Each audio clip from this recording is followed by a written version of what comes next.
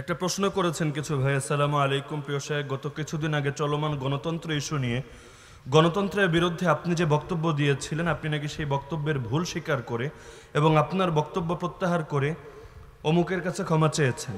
পরবর্তীতে আপনি নাকি আপনার ভুল স্বীকার করে তাদের সাথে একমত পোষণ করেন, সঠিকটা বুঝতে পারেন। এ নিয়ে আমাদের সমাজের কিছু মানুষ আপনাকে নিয়ে বিভ্রান্তি ছড়াচ্ছে। এই ব্যাপারে খোলামেলা আপনার বক্তব্য চাই প্রিয় সাহেব।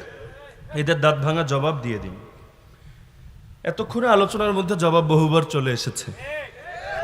এরপরে স্পষ্টভাবেই বলছি, যদি এমন হয় আমাকে 10 বার হত্যা করা হয়, এরপর আবার 10 বার জীবিত করা হয়, তারপরে ইনশাআল্লাহ প্রতিবার মৃত্যুর আগ দিয়ে হলেও বলে যাব গণতন্ত্র হারাম ছিল, হারাম আছে, কিয়ামত পর্যন্ত হারাম থাকবে। পৃথিবীর সব লোক যদি গণতন্ত্রে গিয়ে জড়ায়া যায়, আমার 14 গোষ্ঠীও যদি গণতন্ত্রের সঙ্গে মিলে যায়, তারপরও গণতন্ত্র হালাল হবে না। যেটা আল্লাহর কোরআন দ্বারা হারাম, যেটা নবীর হাদিস দ্বারা হারাম, সেটা চিরকাল হারামই থাকবে। কেউ গ্রহণ করুক আর না করুক, তারপরও সেটা হারামই থাকবে। তা এখন এটার ব্যাপারে ভুল স্বীকার করার অর্থ হলো আমি এখন গণতন্ত্রকে হালাল বলবো। যেদিন আমি গণতন্ত্রকে হালাল বলবো, সেদিন তো আমার নিজের ঈমানই থাকবে না। আর আল্লাহ না করুক কোনোদিন যদি আমার মুখ থেকে এমন কোনো কথা বের হয়, সবাইকে সাক্ষী রেখে বলে যাচ্ছি, কোনোদিন আল্লাহ না করুক, আল্লাহ না করুক, আল্লাহ না করুক, যদি এই জাতীয় কোনো কথা বের হয় যে আমি কুফরের পক্ষে দালালি করা শুরু করেছি, আমাকে ত্যাগ করবেন, বয়কট করবেন।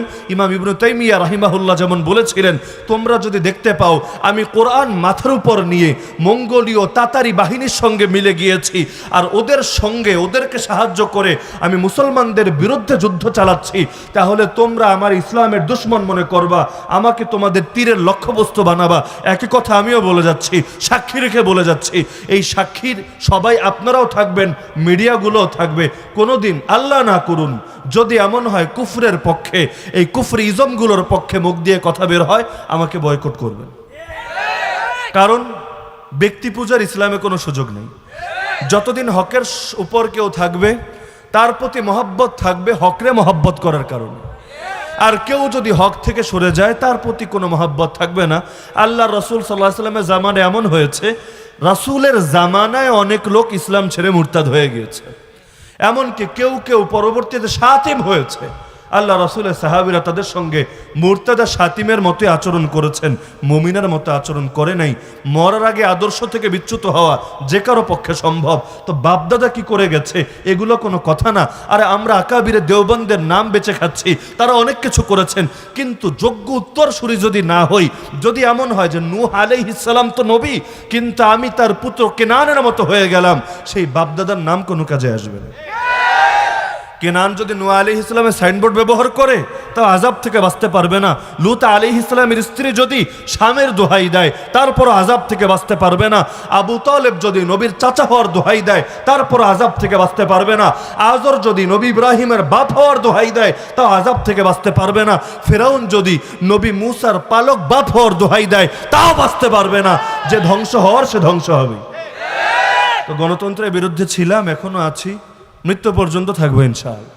এমনকি এই কথার কারণে যদি আমাদেরকে মেরে ফেলা হয়, তাও আমরা বরণ করে নিতে রাজি আছি। এই কথার কারণে কেউ যদি আমাদেরকে বলে যে তোমরা অন্যায়কারী, তোমরা সন্ত্রাসী, তোমরা টেরোরিস্ট, তো তোর যা ইচ্ছা মনে চায় বলতে থাক, আমরা আমাদের কথা বলেই যাবো ইনশাআল্লাহ। তোর যদি মনে চায় যে গণতন্ত্রের পক্ষে কথা বললে তুই আমারে মৌলবাদী বলবি, বল। তোর মৌলবাদী বলা দিয়ে আমার কিছু আসা যায় না। যত ষড়যন্ত্র করতে মনে চায় কর, ষড়যন্ত্র তো আর কম হয় না। কত মাহফিলই বন্ধ হলো, সব মাহফিল বন্ধ হয়ে যাক না, যদি গর্তের মধ্যেও ফেলে রাখো তারপরও সমস্যা নাই। মাহফিলের দাওয়াত পাওয়ার জন্য আমরা বয়ান করি না, জান্নাতের দাওয়াত পাওয়ার জন্য বয়ান করি। কেউ মাহফিলের দাওয়াত না দিলে কি হবে, রব যদি জান্নাতের দাওয়াত দেন যথেষ্ট ইনশাআল্লাহ। আল্লাহ তাআলা তৌফিক দান করুন। সবাই দুরূদ শরীফ পাঠ করুন।